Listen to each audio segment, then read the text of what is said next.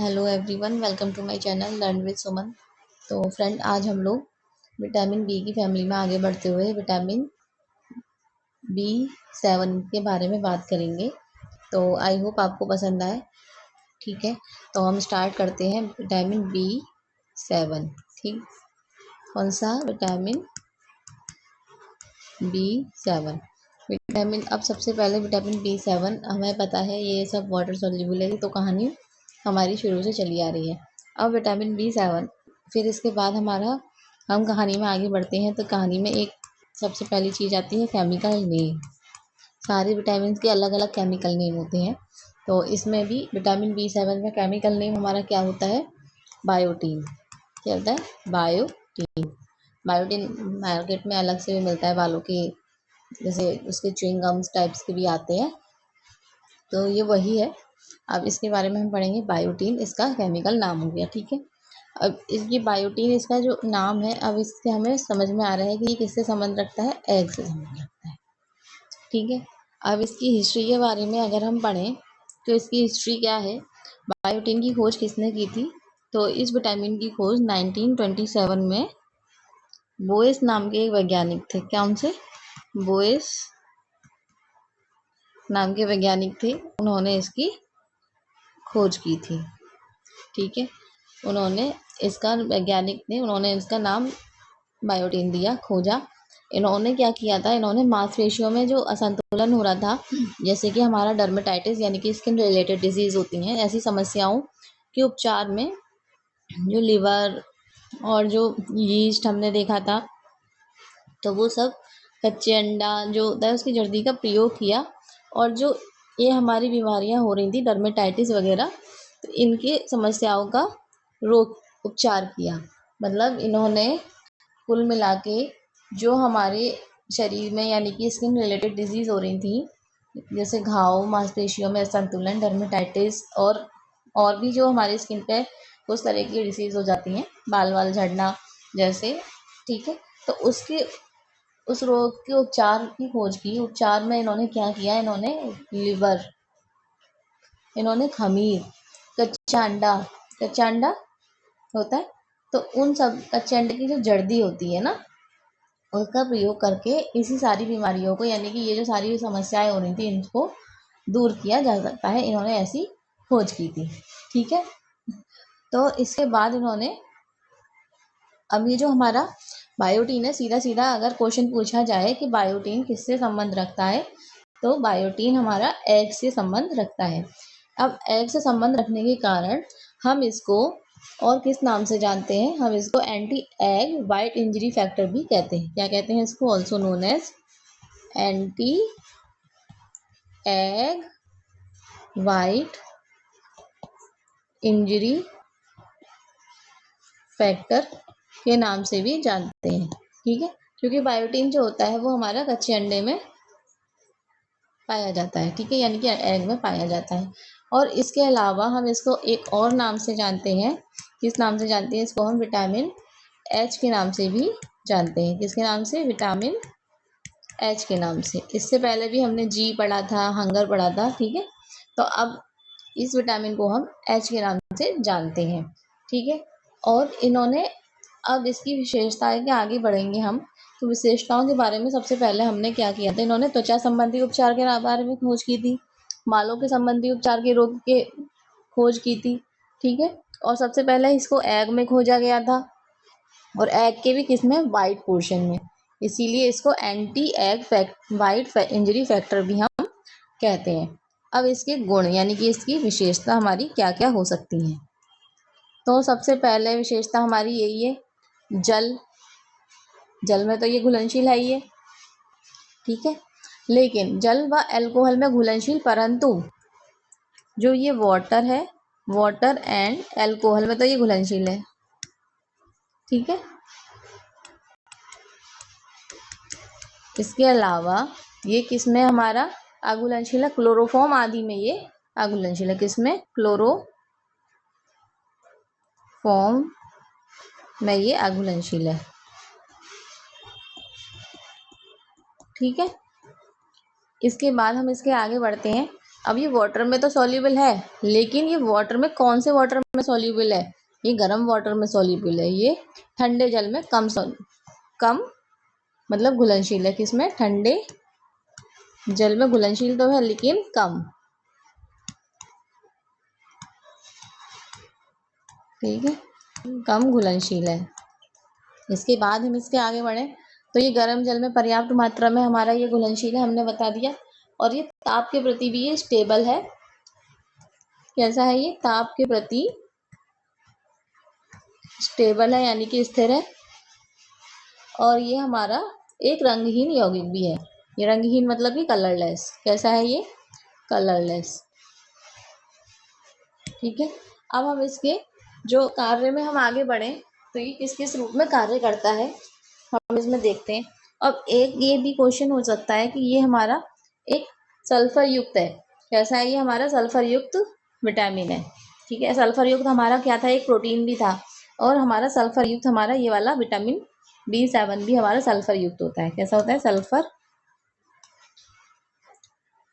युक्त होता है। ठीक है, अब इसके बाद हम इसमें और आगे बढ़ते हैं इसके कार्य के बारे में। कार्य यानी कि सबसे पहला आता है इसमें ये हमारा कोएंजाइम के रूप में काम करता है। किसके रूप में? कोएंजाइम के रूप में काम करता है। कोएंजाइम मैंने इससे पहले हर एक क्लास में बताया ही है। कोएंजाइम मतलब कि किसी के साथ मिलकर काम करना। ठीक है, अकेले नहीं करेगा ये। और इसके बाद ये हमारा शारीरिक विकास में भी सहायक है। सभी जितने भी विटामिन थे हमारे शारीरिक वृद्धि में भी सहायक हो रहे हैं। ठीक है, शारीरिक वृद्धि में सहायक होते हैं। फिर इसके अलावा इसके बाद हमने ये क्या? हमारे कार्बोहाइड्रेट, प्रोटीन और ये हमारे फैट के मेटाबॉलिज्म में भी ये सहायक है। किसमें? मेटाबॉलिज्म में ये काम करता है, हेल्प करता है। ठीक है, कोएंजाइम के रूप में काम कर रहा है तो मतलब ये हेल्प कर रहा है। ठीक है, और क्या ये हमारी जो कॉर्पस साइकिल होती है, मतलब कि जो हमारी मेंस्ट्रुअल साइकिल होती है, उसको भी ये मेंटेन करता है। ठीक है, तो इसके अलावा ये हमें मांसपेशियों को भी स्वस्थ रखने में सहायक होता है ना? इसको मांसपेशियों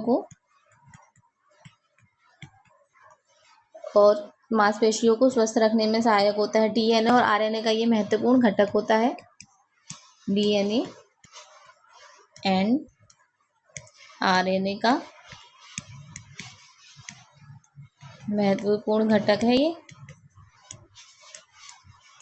ठीक है, अब हम इसकी डेफिशिएंसी बारे में बात करेंगे। तो कोएंजाइम के रूप में काम करता है ये हमारा, लेकिन हमारी इसकी जो डेफिशिएंसी है वो सेपरेटली इसीलिए हमें देखने को नहीं मिलती। अब ये हमारा विटामिन B7 जो है, हम इसकी बाल झड़ रहे हैं, स्किन रिलेटेड डिजीज़ हो रही हैं और हमारे रोग हो रहे हैं नए नए तरीके के स्किन पे, तो हमें सेपरेटली इसकी कमी देखने को नहीं मिलेगी। ये सारे विटामिन की मिली जुली एक कमी हमें सब में देखने को मिल रही थी।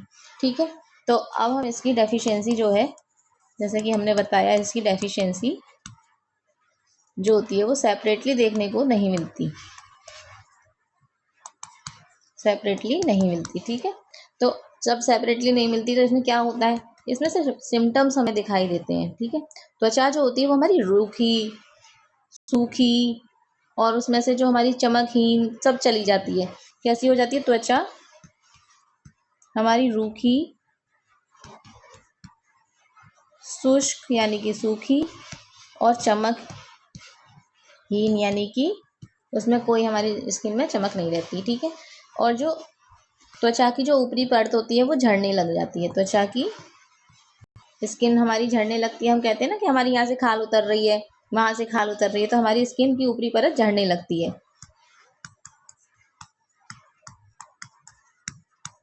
ऊपरी परत हमारी झड़ने लगती है। ठीक है, और क्या होता है? हमें इसमें चक्कर आना, भूख की कमी,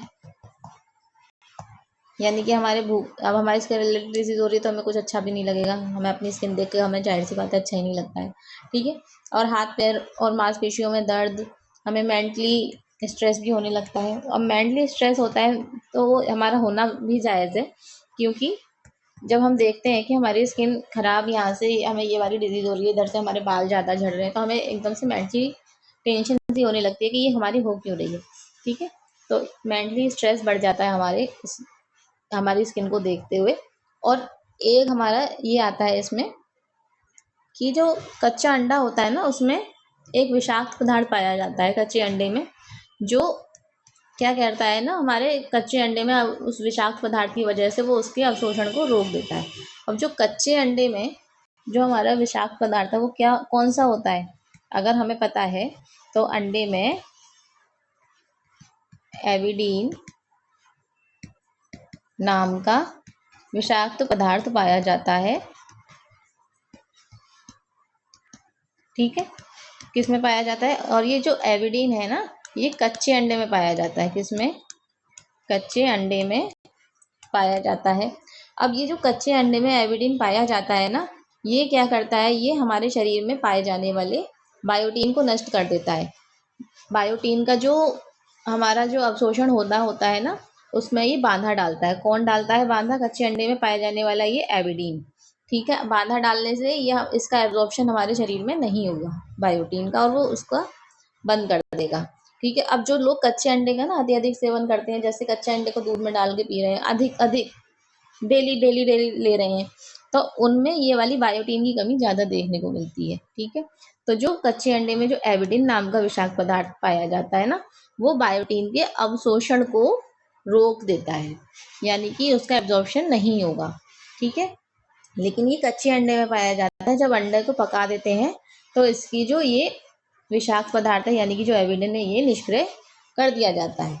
ठीक है, अब इसके बाद अगर हम इसमें और आगे बढ़ें तो जो इसका सोर्स होता है, इसके सोर्स के बारे में हम पढ़ें तो हमारी विटामिन बी की फैमिली में हमें पता है यीस्ट तो है ये।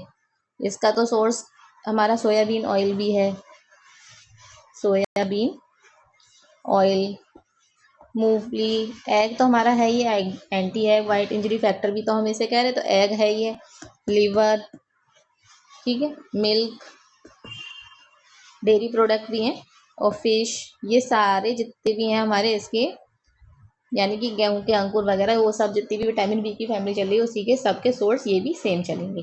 ठीक है, अब जो इसका एब्जॉर्प्शन है ना, वो होता है स्मॉल इंटेस्टाइन में। एब्जॉर्प्शन मतलब कि अवशोषण, एब्जॉर्प्शन जो होता है वो होता है इसका स्मॉल इंटेस्टाइन में।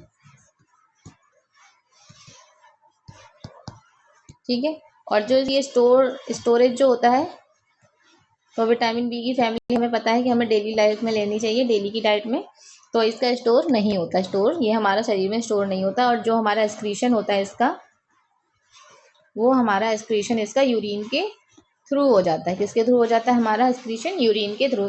तो विटामिन बी की जितनी भी ज़्यादा सारी फैमिली यूरिन के थ्रू बाहर निकलती चली जाती हैं, इसीलिए हम अपनी डेली डाइट में इनको रोज लेते हैं। ठीक है, तो अब हमने ये विटामिन बी की फैमिली के बारे में पढ़ा सेपरेटली, अलग से। तो हमने इसमें एक बार हम रिवाइज कर लेते हैं, हमने क्या पढ़ा। सबसे पहला विटामिन B7, जिसका हमारा केमिकल नेम क्या होता है? बायोटीन होता है। बायोटीन हमारा एग में पाया जाता है, ये एग से संबंध रखता है। ठीक है, अब एग से संबंध रखता है, ये 1927 में इसकी खोज की थी बोयस ने। इसकी खोज के बारे में बहुत सारे वैज्ञानिक हैं जिन्होंने अलग अलग चीज़ों पे अलग अलग खोज की थी। ठीक है, अब इसको हम और किस नाम से कहते हैं? Anti egg white injury factor, या फिर विटामिन एच के नाम से भी हम इसको जानते हैं। ठीक है, अब एंटी एग वाइट फैक्टर क्यों कहते हैं? क्योंकि ये जो था अंडे में संबंध रखता है, एग में संबंध रख रहा है, जाहिर सीधा सीधा। तो एग को खाने से भी हमारी जो बायोटीन की कमी हो रही थी वो दूर की जा रही थी। एग, ईस्ट और जितनी भी और भी चीज़ें हैं उनको। त्वचा संबंधी उपचार को ढूंढते हुए इसकी खोज हुई थी। बालों के झड़ने के संबंधी, हमारे बालों के झड़ रहे होते हैं तो उसके उपचार की खोज हुई थी ढूंढते हुए। ठीक है, और पहली बार ये एग में ही मिला था, एग की वो भी किस में मिला था? ये वाइट पोर्शन में मिला था, इसीलिए हम इसको क्या कहते हैं? Anti egg white injury factor, और विटामिन एच के नाम से भी जानते हैं। बाजार में बायोटीन के नाम से च्युइंगम आती हैं, जिसको डेली लोग लेते हैं कि हमारे बाल झड़ रहे हैं, हमें बायोटीन दे दो। ये मिलती हैं, किसी भी मेडिकल शॉप पे मिल जाएंगी। ठीक है, आप देखिएगा एक बार अगर आप जाओ तो कभी इस बार। तो फिर इसके बाद हमने इसके गुण पढ़े। जल में घुलनशील है, अल्कोहल में भी घुलनशील है। जल में, ये ठंडे जल में तो ये हमारा कम घुलनशील था, लेकिन ये गर्म जल में जो था ये घुलनशील था। ठीक है, क्लोरोफॉर्म में ये अघुलनशील है, और ये हमारा ताप के प्रति भी ये हमारा स्टेबल है। कौन? बायोटीन। लेकिन इसका जो रंग है वो कलरलेस है, और ये है कि हमारा सल्फर युक्त होता है। कौन सा? बायोटीन हमारा सल्फर युक्त होता है। सल्फर युक्त हमारा प्रोटीन भी था। ठीक है, फिर इसके बाद हमने इसके कार्य के बारे में बात करी। तो ये कोएंजाइम के रूप में काम करता है। शारीरिक वृद्धि में भी ये सहायक होता है। कार्बोहाइड्रेट, प्रोटीन और फैट के मेटाबॉलिज्म में ये सहायक होता है। फिर डीएनए और आरएनए का ये हमारा महत्वपूर्ण घटक के रूप में हम इसको यूज करते हैं। डेफिशिएंसी सेपरेटली हमने नहीं देखी इसकी, सेपरेटली कोई स्किन रिलेटेड डिजीज होती है, यानी बाल झड़ रहे हैं हमारे स्किन में, डर्मेटाइटिस की प्रॉब्लम हो रही है, त्वचा सूखी, शुष्क, चमकहीन, त्वचा की ऊपरी परत जो हमारी झड़ने लगती है, चक्कर आने लग रहे हैं, भूख आ रही है डेफिशिएंसी में, मेंटली स्ट्रेस हो रहा है, जैसे ये सब सारी डिजीज देख के हमें मेंटली स्ट्रेस तो होता ही है। ठीक है, और फिर हमने इसके बारे में एक चीज और बताई थी कि अंडे में जो एविडीन होता है वो हमारा पाया जाता है, और जो वो एविडीन होता है ना, वो इसका विषाक्त पदार्थ होता है, जो किसमें पाया जाता है? कच्चे अंडे में। तो कच्चे अंडे का ज़्यादा दिनों तक सेवन करना भी ज़्यादा अच्छा नहीं होता। मतलब जो लोग लगातार कच्चे अंडे का सेवन कर रहे हैं उसमें क्या होता है, बायोटीन जो बायोटीन का एब्जॉर्प्शन नहीं हो पाता है, यानी कि वो निष्क्रिय हो जाता है। लेकिन जो हम अगर को यूज़ करेंगे पका के, तो ये जो एविडीन है ये हमारा इसका ये निष्क्रिय हो जाता है। सोर्स में क्या हो गया? Yeast, soybean oil, egg, liver, milk, fish, जितने भी हमारे वी की फैमिली के सोर्स चल रहे हैं वो सारे सब हो गए। ठीक है, एब्जॉर्प्शन हमारा स्मॉल इंटेस्टाइन में होगा। स्टोरेज, ये हमारा स्टोरेज नहीं होता। एक्सक्रीशन जो होता है यूरिन के थ्रू ये बाहर निकल जाता है। तो ये हमारा बायोटीन हो गया, यानी कि विटामिन B7। आई होप आपको ये समझ में आया हो और पसंद भी आया हो। तो चैनल को लाइक और सब्सक्राइब जरूर करिएगा। इसके बाद हम विटामिन B9 के बारे में आगे की क्लास में बात करेंगे। Thank you.